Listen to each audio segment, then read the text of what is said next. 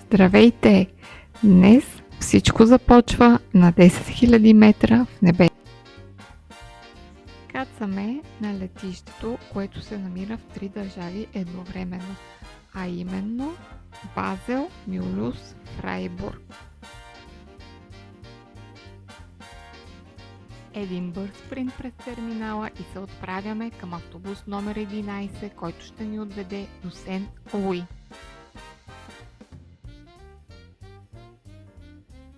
Билетите се взимат директно от шофьора или през приложение.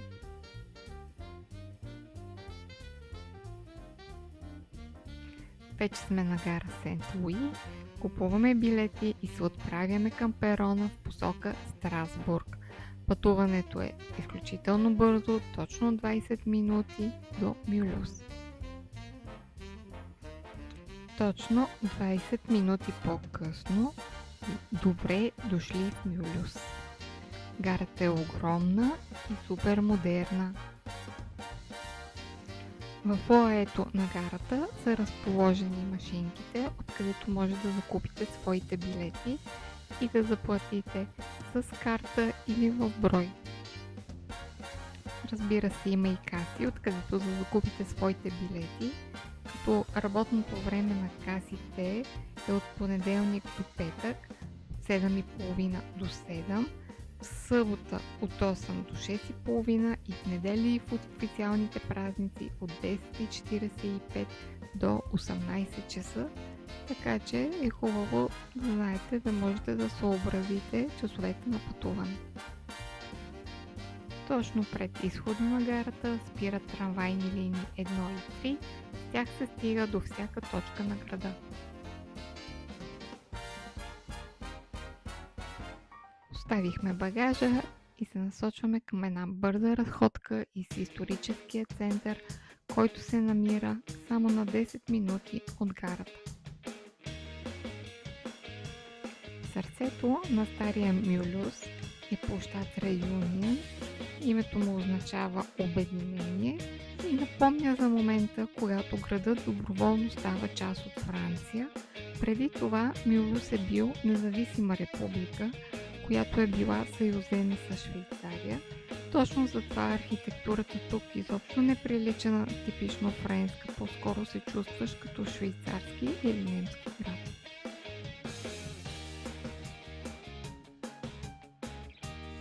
Точно срещу кметството се издига внушителния храм Сент-Етиен и въпреки, че изглежда като средновековна катедрала, той е построен през 19 век и всъщност е най-високата протестантска църква във Франция.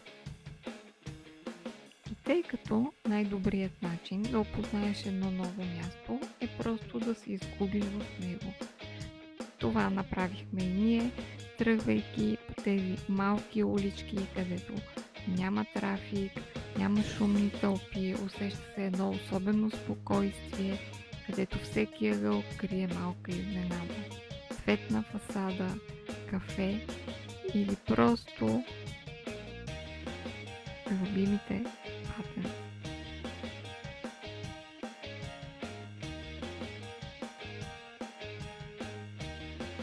Оказахме се в Мюлюс, най-шумния, забавен и луд ден от годината.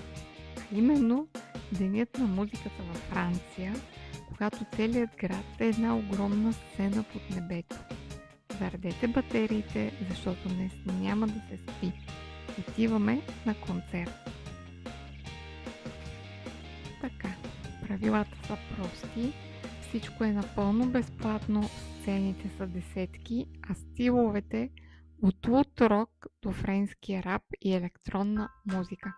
Градът буквално вибрира и енергията е заразителна.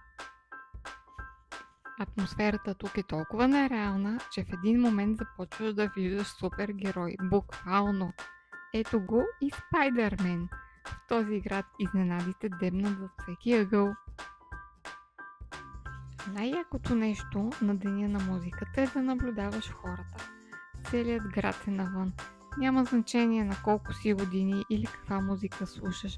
Тази вечер Всички просто се разхождат заедно, споделят енергията си и се забавляват.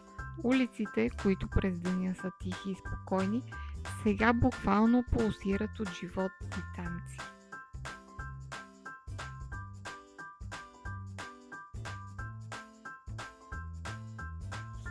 И всичко хубаво има своя край, а днес е последният ни ден в Юлюс, преди да се отправим към летището за полета обратно към България. Решихме да забавим темпото напълно, без бързане, без дълги списъци с забележителности, просто една последна лежерна разходка из вече познатите ни улици, за да си кажем чао с Алзас и да изпием по още едно френско кафе. Или просто да се насладим на известния Флам Кухен. Отправяме се към летището по познатият ни път, първо с влак до Сент-Луи, оттам с автобус и качване на самолета обратно към дома. Докато чакахме бординга, си намерихме нов приятел на терминала. Летищата стават все по-автоматизирани и бъдещето буквално ни заобикаля, докато чакаме самолета. Вече се качвам на самолета и е време да кажа чао на Елзас. Благодаря ви от сърце, приятели, че бяхте с мен в Мюлюс. Преди да излетя, ви оставям с една задача. Харесайте видеото, напишете в коментарите дали ви харесва разходката и се абонирайте за канала. Излитам, а вие останете на линия. Чао и до скоро!